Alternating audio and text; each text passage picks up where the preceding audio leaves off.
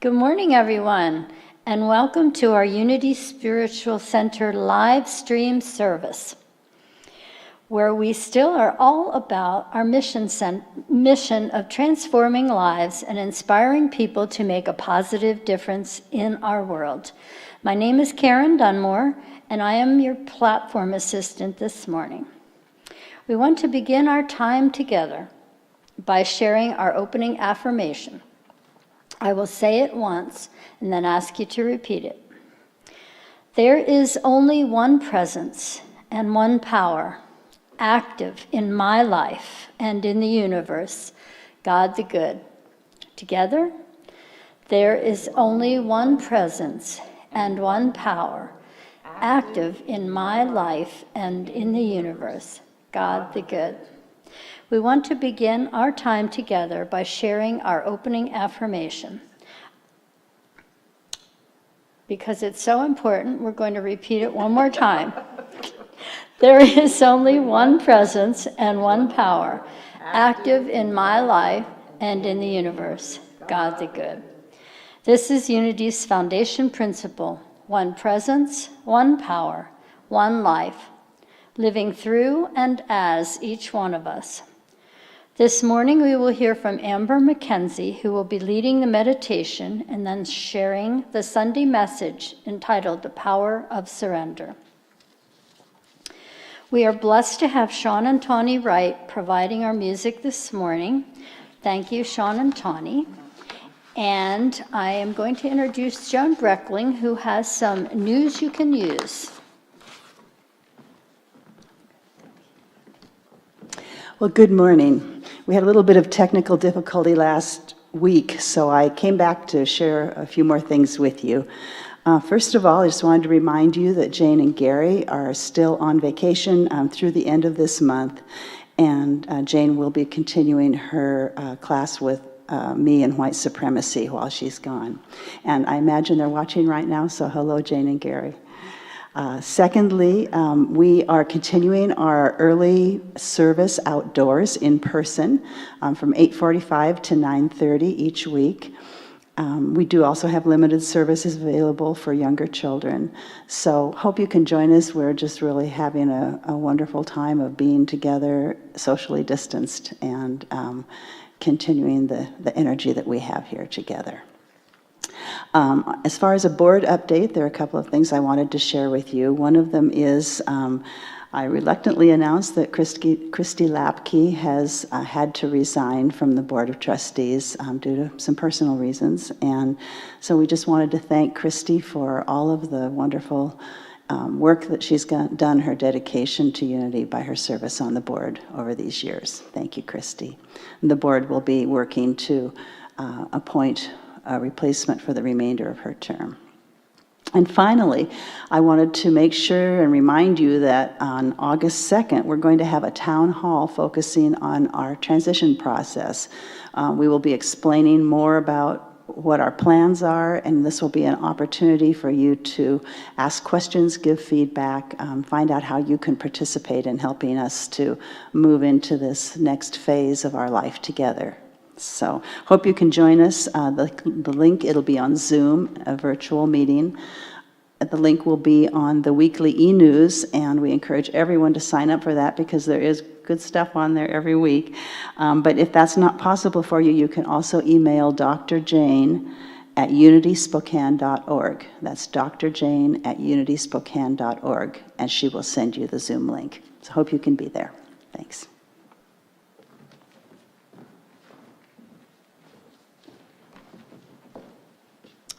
And now is our time for meditation, and we are so blessed, as always, to have Sean and Tawny Wright providing our meditation music this morning. So thank you, Sean and Tawny. Please take it away.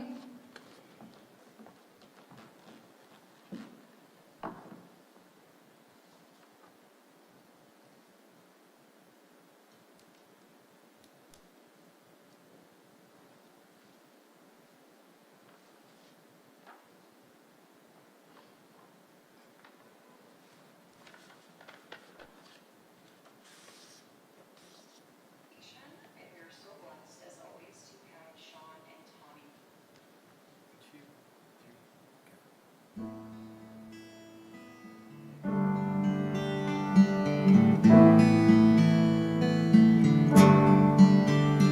In the stillness of this moment, there is peace, there is peace. In the stillness of this moment, there is peace, there is peace. And I rest and trust and breathe and know. In the stillness of this moment, there is peace.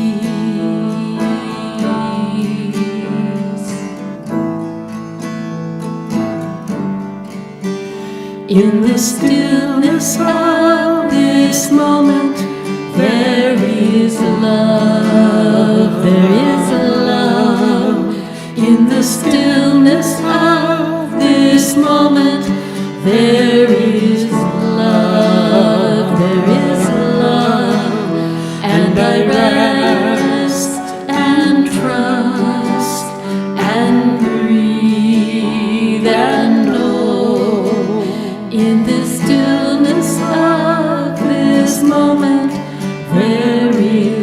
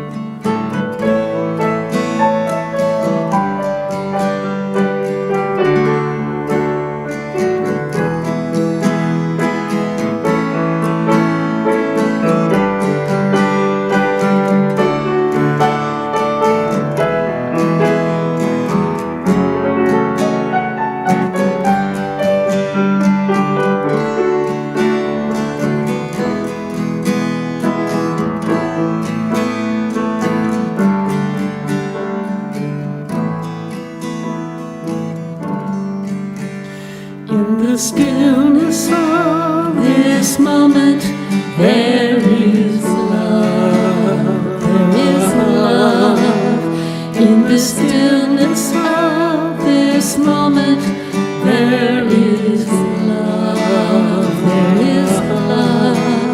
And I rest and trust and breathe and know. In the stillness of this moment, there is love.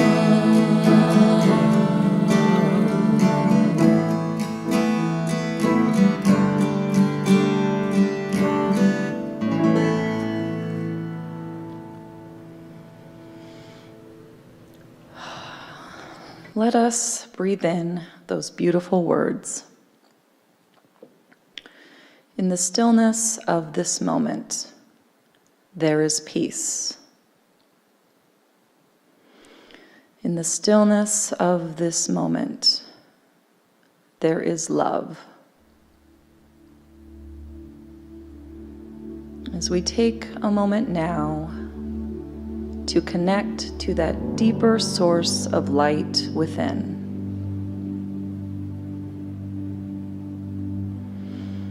Now is our opportunity to release any past or future thoughts, any unfinished business, any stress or worry that followed us here today. Set that aside for now, just for now, as we focus on our breath and root down into this here and now, present moment.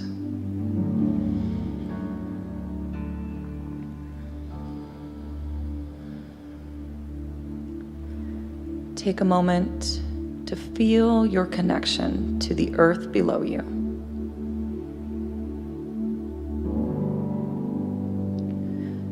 Feel your feet planted firmly on the ground.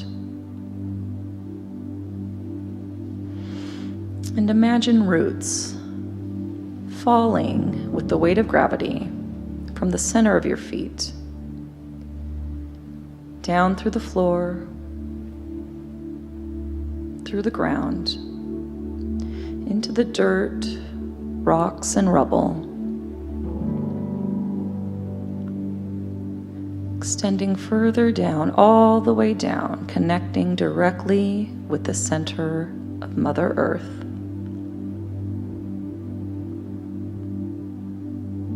You can imagine the center of Mother Earth as a emerald green, vibrant center. And just imagine your roots growing all around it.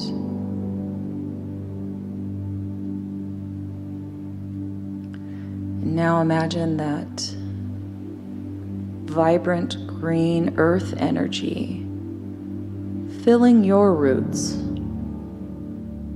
sending you life, love, peace, joy, sending them back through your roots into your body.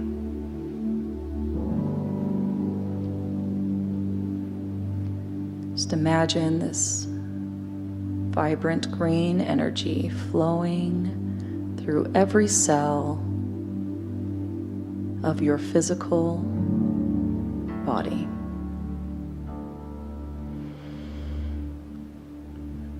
And thank her.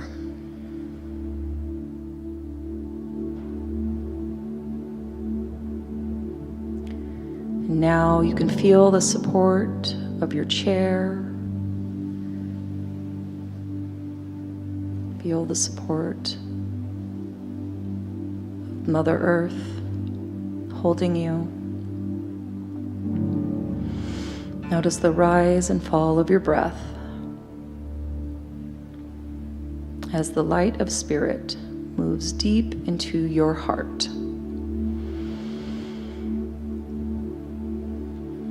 With every breath you take, you can feel spirit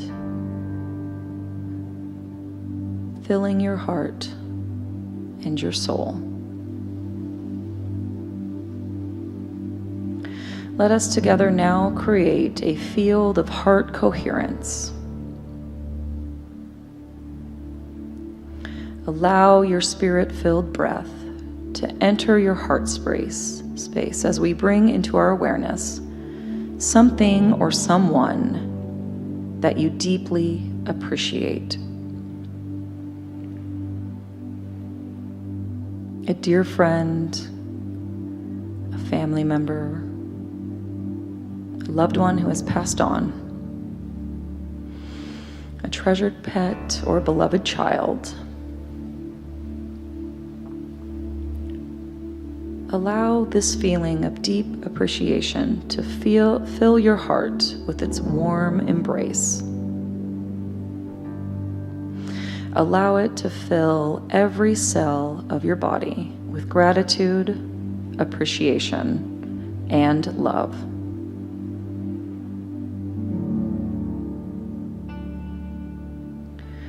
And now imagine this feeling rising up out of your heart,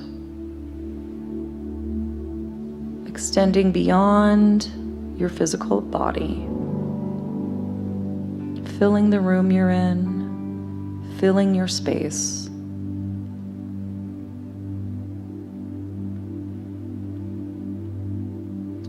Imagine everyone who is hearing this filling our collective space with this field of light coherence. A field so powerful, it extends beyond the city, the state, the this country. Imagine it blanketing the entire planet with love and light, peace and joy. And just watch it lighting up every heart along the way.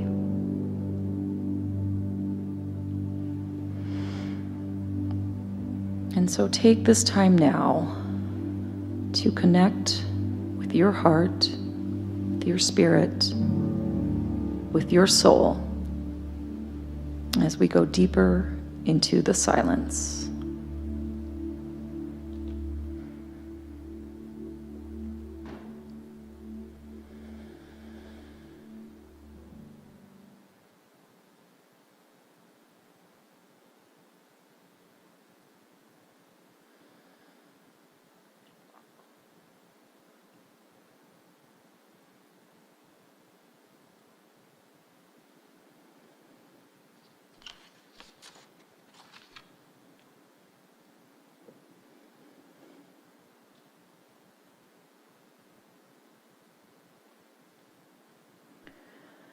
Sweet, divine, loving Spirit,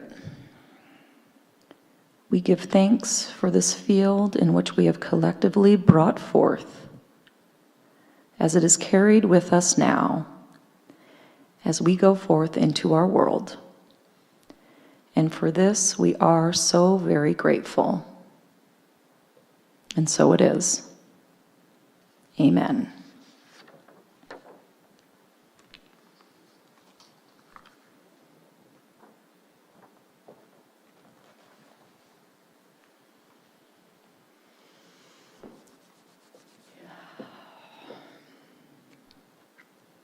Okay, now that we're all nice and relaxed, filled with the light of Spirit, I'll go straight into my talk. All right, first of all, I want to say thank you for having me this beautiful Sunday morning.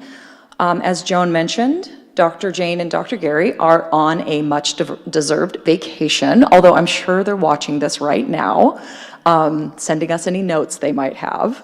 So good morning, Dr. Jane and Dr. Gary. My talk title this morning is The Power of Surrender.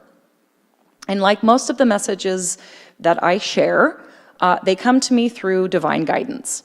And oftentimes, they are the exact thing that I need most in my life. And I find that they are often the exact thing that the people I'm speaking to need most in their life. And so at this time and in this place, that thing happens to be surrender. And so that is why I have decided to talk about that today. And hopefully it resonates with you as much as it's resonating with me. From a human perspective, 2020 has been a rough year, full of profound shakeups and unexpectedness. At a macro 10,000-foot perspective, we as a globe and as a nation have experienced a lot in a short amount of time, including, but not limited to, wildfires, earthquakes, a global pandemic, political upheaval, the awareness of murder at the hands of police, the unraveling of centuries of systemic racism, protests, arrests of high-profile sexual predators, human trafficking, crisis homeschool education, economic hits, massive unemployment, election chaos, government overreach, lack of presidential leadership, disinformation campaigns, social media tension, mask mandates, conspiracy theories, and the list goes on and on and on. And it doesn't appear to be letting up anytime soon. It's as though Spirit is intentionally bringing to the surface all the old, tired, outdated, low vibration, ego-centered, privileged, patriarchal, masculine energies, thoughts, behaviors, and actions that have ruled our world for thousands and thousands of years.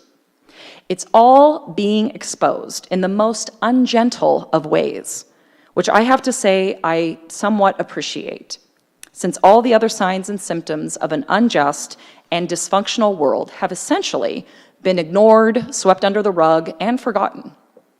But not anymore. Spirit simply will not allow it. And just like wildfires burn hotter and faster when there are dead trees and dried out branches scattered throughout a forest floor, I see the divine feminine, which has been suppressed and ignored for entirely too long, fiercely burning now, scorching every old, tired, outdated thing she touches, so that it has no choice but to die to its old way of being, to make room for something new to be birthed and to grow. I see this represented in the Me Too, Time's Up, Black Lives Matter movements, and other norm-shattering people and movements. It's the universal law of cause and effect in action. And our human laws, false sense of power, patriarchy, and ego-centeredness are no match for it. It's as though humanity has no choice but to surrender. It's not going to be easy, fun, or comfortable, but true growth never is. Now, when I look at my own life, I can see some similarities in the wildfires that are burning globally, only at a less kind of dramatic scale. Like many of us, I've been forced to reconsider and change many things I would have not voluntarily done on my own. I was pretty set in my habits and routine and my way of doing things, but like many of us, that has changed as of this year. Nothing is what it used to be. I don't leave my house as often. I'm not as social. I appreciate the human interactions that I have when I have them. I spend more time with my kids now more than ever. I do most of my meetings virtually. I work on my house and yard a lot more. I've had to cancel vacations and find other creative things to do and ways to be in the world. But most importantly, I've had to reevaluate my relationship with spirit through the lens of the dysfunctional norms I've grown up with, including white privilege and my complicity within our system. And this has led to many other investigations within myself and the society I live in, including a new look at my soul purpose, why I'm here, what is my role? And this line of questioning has dredged up a lot of old stuff. Things that I thought I had taken care of, or that my ego had convinced me I had taken care of, are all coming back up. This includes feelings of worthlessness, anger, lack of control, frustration, self-righteousness, judgment, sadness, disbelief, etc. And I know I am not alone. But thanks to divine guidance, I know that when shadow beliefs, blockages, and false narratives come up, it's a strong sign and indication that spirit is present, available, and awaiting my call. Which is exactly what I have been doing, calling on and connecting to spirit daily, sometimes hourly, and recentering my life around divine will and following divine guidance. Which leads me back to the focus of this message, and the one thing I have struggled with the most, and that is spiritual surrender. What is spiritual surrender, you ask? Yeah, it worked. Well, if you look at the dictionary definition of just regular old surrender, we see that it says, to yield to the power, control, or possession of another upon compulsion or demand. That doesn't sound very appealing or American, does it? As a matter of fact, we are taught in this culture that the individual comes first, and that our own best interest and what we want supersedes that of the collective, which means we value not surrendering to anyone or anything under any circumstances, really. We see this especially now in the news and on social media regarding the whole mask mandate situation and what the mask represents. For some, it represents surrendering to powers outside of ourselves, whether that be the government or some other controlling entity. And some of us are willing to fight that battle. For others of us, it's surrendering to the collective good and allowing the collective good to supersede our own individual wants or needs or comforts. Either way, when we talk about surrender, it often has a very negative connotation. But that's not the type of surrender I'm talking about here today. I'm talking about spiritual surrender, which in relation to this definition could be seen as, yielding the power of the ego over to the power of divine order or God. So basically surrendering the ego to God, asking the ego to take a back seat so that the divine can take the wheel. Here are some other ways spiritual surrender is described. In spiritual surrender, we give up our attachment to specific beliefs and desired outcomes. We let go of our preconceived ideas about how things should be and rest in the wisdom of a greater divine knowledge. Spiritual teacher Eckhart Tolle says, surrender is to say yes to life and see how life suddenly starts working for you rather than against you. Author Debbie Ford says, surrender is a gift that you can give yourself. It's an act of faith. It's saying that even though I can't see where this river is flowing, I trust it will take me in the right direction. Now, if you're anything like me, surrender of any type, including spiritual surrender, is extremely difficult. And it goes against what I grew up with culturally, as well as my inclination just as a human. As humans, it is part of our job to control. We all do it, and it is the job of the ego to convince us we actually have some semblance of control, and that it's up to us to maintain it. But as we all know, and have likely learned from our own life experiences, this is simply not the case. We are not in control. Yes, we are able to occasionally manipulate outer circumstances to our own comforts and desires, and security and manifest the things we desire, but this is a very limited and illusory way of experiencing the world. For the most part, life has been divinely orchestrated to be unpredictable and impossible for our ego to control. That's the beauty of it. And as spiritual beings having a human experience, we find that the only true antidote to controlling life is through allowing life to flow through us. Elizabeth Gilbert says the following, you are afraid of surrender because you don't want to lose control, but you never had control. All you had was anxiety. I love this statement. When I read it, I was like, yeah, that feels true to me.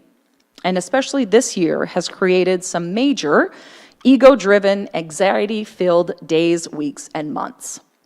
It has also created some high tension between myself and my own thoughts and belief systems, as well as the thoughts, beliefs, and actions of friends and family members around me, especially those on social media, where ego, anger, fear, worry, anxiety, battling, and control seem to run rampant, and where they are very easy to unleash. So what is the prescription for true spiritual surrender? Especially during times like these, when much of what is happening in the world around us is out of our control, and we find ourselves being more easily triggered. I've come up with a little formula, a prescription, if you will, that I have been using a lot lately, especially when I feel a sense of anxiety, dread, worry, anger, or fear creeping in. This surrender prescription is as follows. Stop, breathe, forgive, pray. One of the most important things we as spiritual beings having a human experience can do is notice when our human experience is anything but spiritual.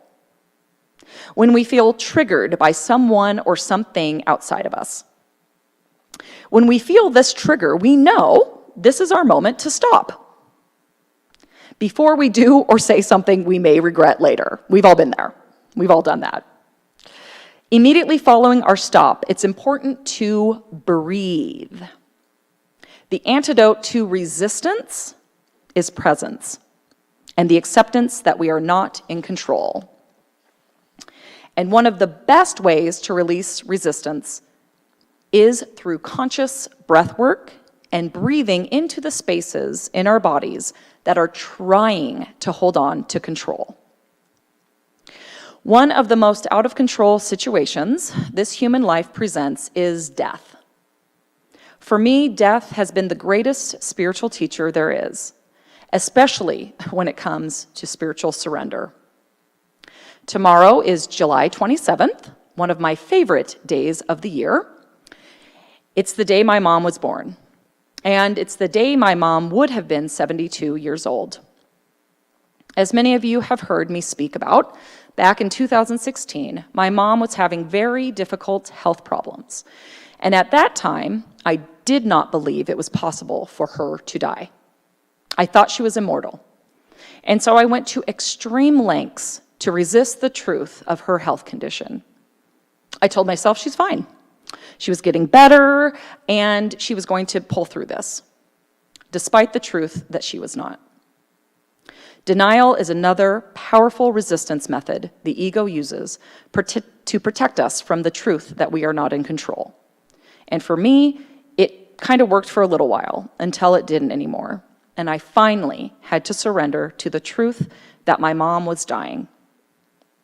Fortunately, this surrender process transformed my mom's life and my life in very painful, yet beautiful and transformational ways. More on that later. For many of us, myself included, our resistance to what is can be very strong and hard to overcome. But when we're able to stop, recognize, and acknowledge those moments when our body and mind are in resistance, we are able to immediately send breath to those areas to help release the resistance. This is what breath can help us with. We can send that breath to our control centers, which oftentimes exists in our stomach area, right around our second and third chakras. This is where our strong will lives. And for me, I find I tighten this area in my stomach when I feel a lack of control. I also tend to get, the tension in my shoulders.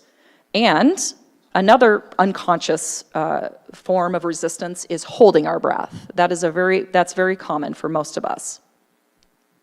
But when I stop and notice the resistance, I have found that intentional breath work, like transformational breathing or deep meditative breaths that focus on getting air to those power centers, like the stomach or shoulders, is a powerful way to interrupt resistance.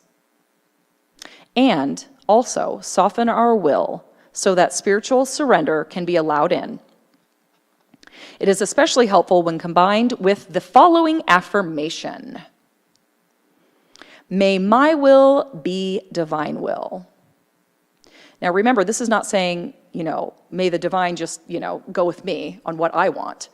It's saying, may my ego get out of the way so that divine will can come in and I can follow that. May my will be divine will. I breathe this affirmation in and out of my power centers often, and I find it helps relax my inner control freak. Next up in this spiritual surrender prescription is forgiveness. We hear a lot about forgiveness in all spiritual traditions. And it's important to remember that forgiveness is a practice. It's something we have to repeatedly do over and over and over to grow our spiritual ability and connection. An inability or unwillingness to forgive constricts us and prevents true spiritual surrender, whereas forgiveness allows the opportunity to expand and open the channels of spirit to flow in and through us, creating more opportunities for love, peace, joy, and of course, surrender. Forgiveness really is the antidote to anger, resentment, and disappointment in others, and it is something we can also give to ourselves. But just like everything related to our ego's need to control, forgiveness can be difficult. As I alluded to earlier, social media has become a cesspool of negativity, anger, bitterness, blame, intolerance, and it can be a very unforgiving place.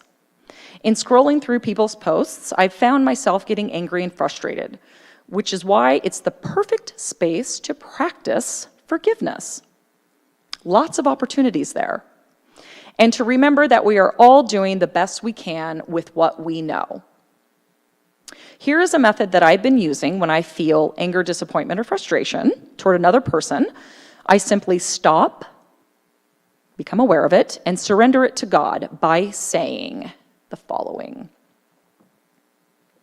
One more. There we go. Dear God, please help me to forgive and release this person with love.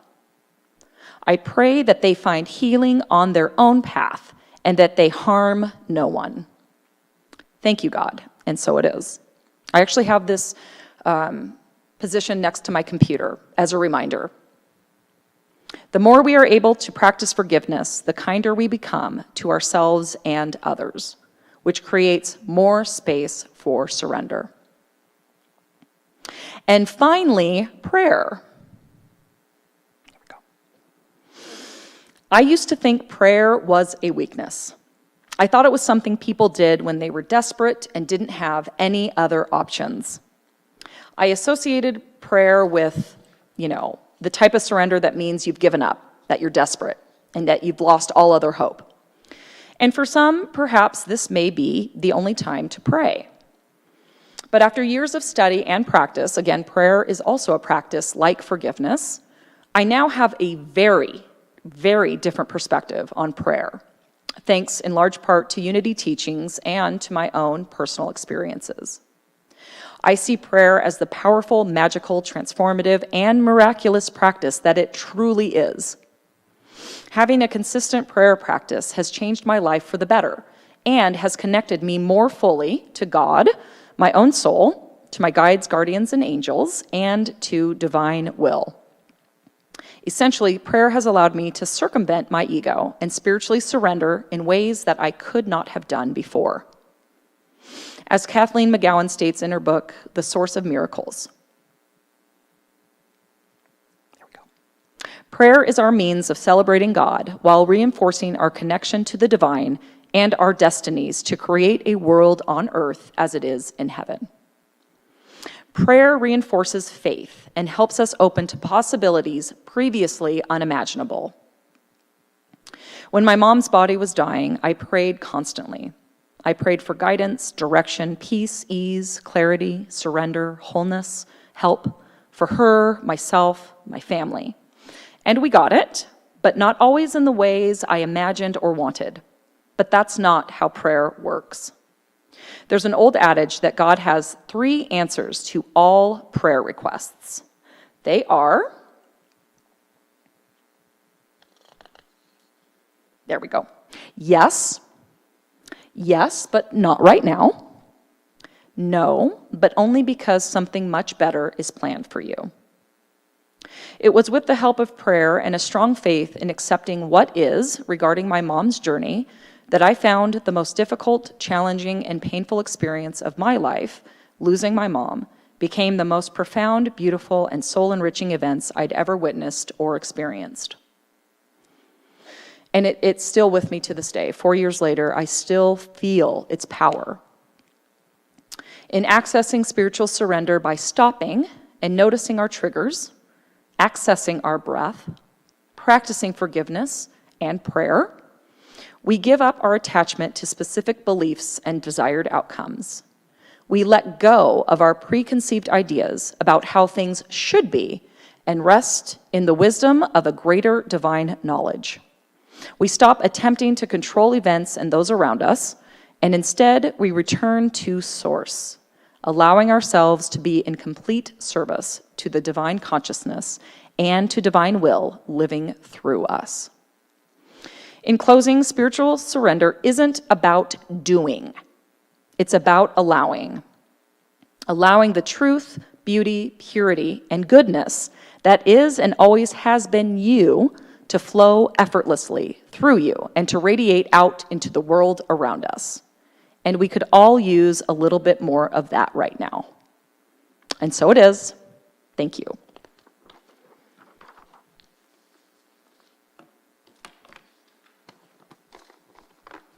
Karen, you're up. You're on. Thank you, Amber. I really appreciated your talk.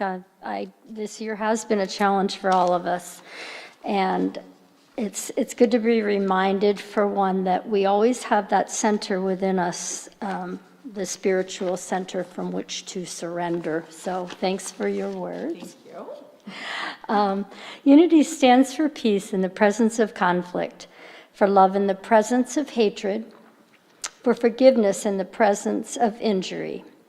Unity honors the many names for God, the many paths to God. For we know that there is only one power, one presence, one life. So whoever you are and wherever you are on your journey of transformation, you are welcome here. Now it is time to celebrate abundance together as we share our tithes and love offerings through our online donations or through direct deposit or the Tithely app. I invite you to hold the energy of your offering in your heart as we say together, I know that my giving blesses and multiplies all that I am, all that I have, and all that I give and receive. I give thanks for the abundance that is mine to share. I believe we have some music from Tone and Shawnee right now, so. And after that, Amber is going to do a few words about our Zoom and greet. Thanks.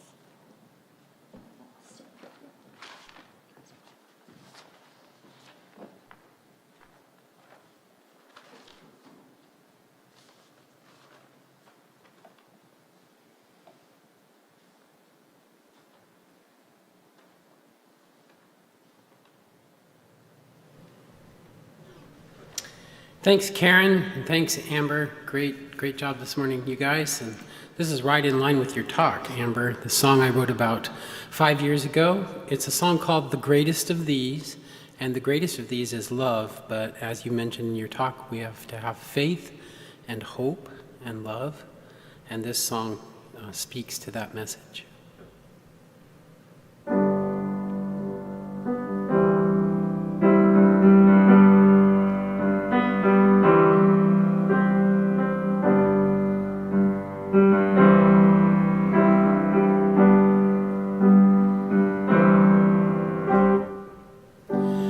If I could speak the languages of angels, but I had no love for others, my life would be incomplete. If I had the gift of faith, I could move mountains, but I had no love for others, my life would be bittersweet. Well, I could give everything to the poor and brag about it. With no love for others, there is no way you can doubt it. 'Cause three things are gonna last forever, yeah. Faith, hope, and love. And the greatest of these is love. Yes, and three things are gonna last forever, yeah. Faith, hope, and love. And the greatest of these is love.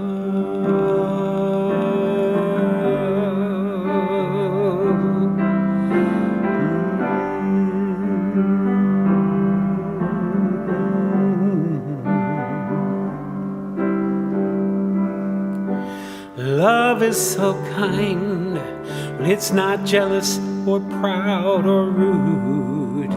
But if you have no love for others, it's so hard to find the good.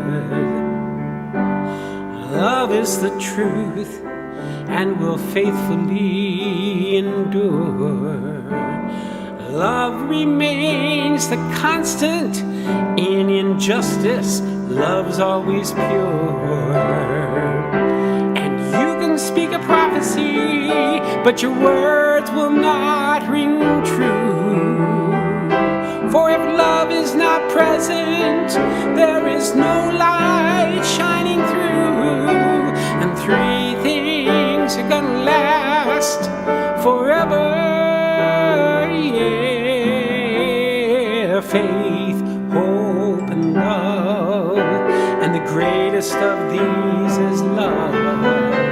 Yes, and three things are gonna last forever. Yeah, faith, hope, and love. And the greatest of these is love. Because when I was a child, I could think of such childish things. And as I've grown older, there is joy in all this love brings. And three things are gonna last forever. Yeah, faith, hope, and love. And the greatest of these is love. Yes, and three things are gonna last forever. Yeah, faith, hope, and love. And the greatest of these, the greatest of these, well, three things are gonna last forever. Yeah, faith, hope, and love. And the greatest of these, the greatest of these are three things.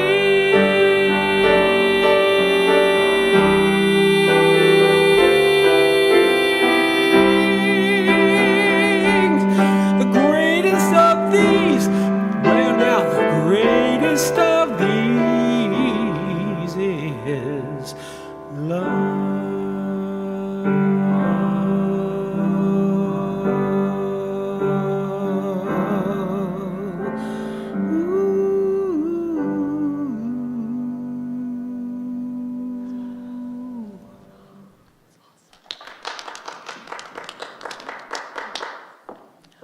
Oh, wow, that was amazing. It gave me chills all over. Yeah, it was beautiful. Thank you so much, Sean and Tawny. Okay, there is going to be another Zoom meet and greet after this service, as always. And you can find the link in the e-newsletter. We'll also have it available on the screen here.